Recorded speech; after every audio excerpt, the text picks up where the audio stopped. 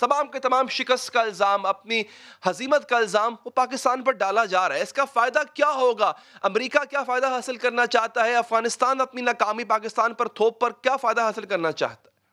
دیکھیں، اس وقت جو صورتحال ہے پاکستان کے لیے وہ بڑی تشویشناک ہے. ایک طرف تو افغانستان کی بگڑتی ہوئی سیکیورٹی کی صورتحال ہے، اس کے ساتھ ساتھ جس مفروضے کے اوپر بین الاقوامی میڈیا، بین الاقوامی بالخصوص امریکہ کی طرف سے یہ دباؤ ڈالا جا رہا ہے کہ پاکستان اس وقت جو ہے امن کی ذمہ داری اٹھائے، تو یہ یا پاکستان اس جنگ کے اندر فریق بنے، تو یہ ممکن نہیں ہے، کیونکہ 20 سال تک پاکستان جو ہے کلیدی کردار ادا کر نہیں کرتا رہا افغانستان کے اندر. اس کے اندر دوسرے ممالک موجود تھے اور اس میں سر فہرست امریکہ اور ان کے حامی تھے.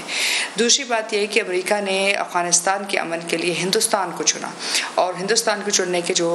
مضمرات ہیں وہ آپ کو دیکھنے میں نظر آ رہے ہیں. آج داسو ڈیم کی بات ہے، چاہے آپ دوسری چیزیں دیکھ رہے ہیں، اس میں آپ نے یہ دیکھا کہ ہندوستان کی انٹیلیجنس ایجنسیز نے اس قریبی امریکی تعلق کو استعمال کرتے ہوئے نہ صرف اس خطے کے اندر دہشت گردی کی بلکہ دہشت گردی کی جڑیں افغانستان کے اندر بڑی نمایاں طریقے سے بنائیں. اور پھر سب سے بڑا مسئلہ جو اس وقت ہم دیکھ رہے ہیں وہ یہ ہے کہ جو افغان نیشنل آرمی ہے اس کی جو ٹریننگ تھی جس لحاظ سے اور جس سطح پہ کرنی چاہیے تھی اس سطح پہ نہیں کی گئی. یعنی کہ افغان حکومت کو یا افغان عوام کو بھی تیار نہیں کیا گیا کہ وہ اپنی امن و سلامتی کو محفوظ کر سکیں یا اس کو قائم رکھ سکیں. اور ان تمام تر چیزوں کا جو تانا بانا ہے وہ کیری لوگر برمن ایکٹ کے ساتھ ہے، یعنی کہ جو بائیڈن صاحب نے نکالا تھا، جس کے تحت وہ مفروضہ جو ہے جو پاکستان افغانستان ایف پیک کو جو ہے انہوں نے امریکن قوانین میں ایک حتمی جگہ دی، جس کے تحت انہوں نے کہا کہ کوئی بھی اس خطے کا جو معاملہ ہے وہ پاکستان اور افغانستان کے ساتھ جڑا ہوا ہے، اور اس کے اندر وہ باقی خطے کے ساتھ جو باقی ممالک ہیں ان کے ذریعے جو ہے اس بات کا فیصلہ کریں گے. ابھی جو مشکلات جو ان کو سامنا ہے اس کا سب سے بڑا مسئلہ یہ ہے کہ پاکستان کسی صورت بھی افغانستان کے اندر جنگ میں فریق نہیں بننا چاہتا، کیونکہ اب جنگ کابل کے لیے ہو رہی ہے، بین الاقوامی دہشت گردی کو روکنے کے لیے نہیں.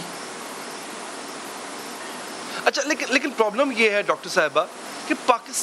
پاکستان کو قربانی کا بکرا کیوں بنایا جا رہا ہے، اور بنایا جا رہا ہے، نظر آ رہا ہے. یہ الزام تراشیوں کا مقصد کیا ہے؟ امریکہ کر رہا ہے. آج پرائم منسٹر صاحب نے بھی کہا کہ بھارت اور امریکہ مل گئے، ان کی اسٹریٹجی جو آپس کے ان کے مفادات ہیں وہ مل گئے. اس سب میں پاکستان کو دوشی ٹھہرانا، اس کے پیچھے مقصد کیا ہے؟ دیکھیں، اس کے پیچھے 3 محرکات ہیں. سر فہرست تو یہ ہے کہ امریکہ یہ سمجھتا ہے کہ ہندوستان ان کا ایک معروضی پارٹنر ہے، ایک اسٹریٹجک پارٹنر ہے، اور اس کے لیے انہوں نے پچھلے 20 سال میں یعنی کہ 2 دہائیوں میں تقریباً 60 سے زیادہ معاہدے کیے ہیں، جو دفاعی نوعیت کے بھی ہیں، اسٹریٹجک نوعیت کے بھی ہیں اور اقتصادی نوعیت کے بھی ہیں. ان معاہدوں کے بعد اب ہندوستان کی افواج، ہندوستان کی انٹیلیجنس اور امریکہ کی انٹیلیجنس، امریکہ کی افواج، ان کے درمیان عدل بدل جو ہے ایک معمول کی بات بن جائے گا. یعنی کہ ایک ہی سکے کے دو رخ ہیں. دوسرا جو محرک ہے اس کے ساتھ جو پاکستان کے اوپر اتنا زور اس لیے ہے کیونکہ وہ چاہتے ہیں کہ پاکستان جو ہے اس خطے کے اندر ہندوستان کا جو رول ہے اس سے دستبردار ہو جائے، یعنی کہ ہندوستان کی علاقائی بالادستی کو بھی مان لے اور ہندوستان کا جو بھی رویہ ہے اس کو امریکہ کے رویہ کے طور کے اوپر، امریکہ کے حامی کے طور کے اوپر اس پہ سمجھوتا کر لے. آپ اس کے لیے تیار نہیں، کیونکہ آپ کو یہ بات کسی صورت بھی قبول نہیں کہ ہندوستان امریکہ کے ساتھ اپنے تعلقات کی بنیاد کے اوپر نہ صرف آپ کے ملک میں دہشت گردی کرے بلکہ اس خطے کو بھی غیر مستحکم کرے. اور تیسری جو اس کے ساتھ وجہ ہے وہ سمپل ہے، وہ ہے امریکن قوانین، اور ان امریکن قوانین کے اندر جو کیری لوگر برمن ایکٹ ہے اس کے تحت جو امریکن صدر طاقت رکھتے تھے کہ وہ جنگ کر سکتے ہیں کسی دوسرے ملک کے اندر، وہ ایک طرح سے چیک میٹ میں آ گئی، کیونکہ ٹرمپ نے کہا کہ امریکن افواج افغانستان سے دستبردار ہوں گی اور وہاں سے انخلا کریں گی، اور قبل از وقت انخلا ہوا. اس کے مد مقابل اس وقت جو اندرونی طور پہ امریکہ کے اندر جو ڈیوائیڈ ہے وہ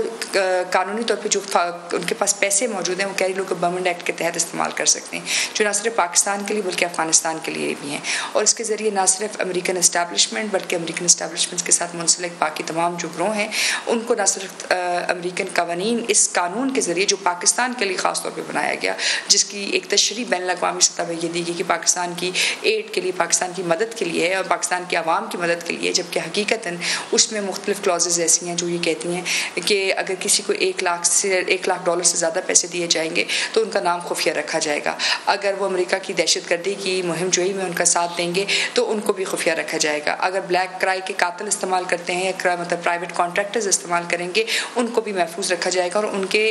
ڈیفنس بجٹ میں بھی اضافہ ہوگا. تو اس وقت جو وہاں ایک واحد ایک طرح سے آپ کہہ سکتے ہیں امریکن انٹرلاکیٹر رہ گئے ہیں وہ امریکن اسٹیبلشمنٹ ہے جو ابھی تک افغان حکومت کی پشپنائی کرتی رہی ہے, جس نے ابھی تک افغان حکومت کے اوپر اپنا اثر و رسوخ قائم رکھا اور ان کو یہ بارہا باور کرایا ہے کہ وہ کسی طرح اقتدار میں شراکت داری کے لیے تیار نہ ہوں. آج اگر افغان حکومت کہہ رہی ہے کہ طالبان افغانستان کے اندر اقتدار کی شراکت داری کریں تو اس کا مطلب ہے وہ زمینی حقائق سے واقف نہیں تھے. اس کا مطلب یہ ہے کہ اب صورتحال ان کے ہاتھ سے نکل گئی ہے اور اگر اس کو روکنے کے لیے وہ دوبارہ ایک نئی طرز کی ایک دہشت گردی کی جنگ لڑنا چاہتے ہیں اس خطے میں تو پاکستان کے لیے ممکن نہیں کہ ہم دوبارہ اسی جگہ پہ کھڑے ہو جائیں جہاں 2001 میں.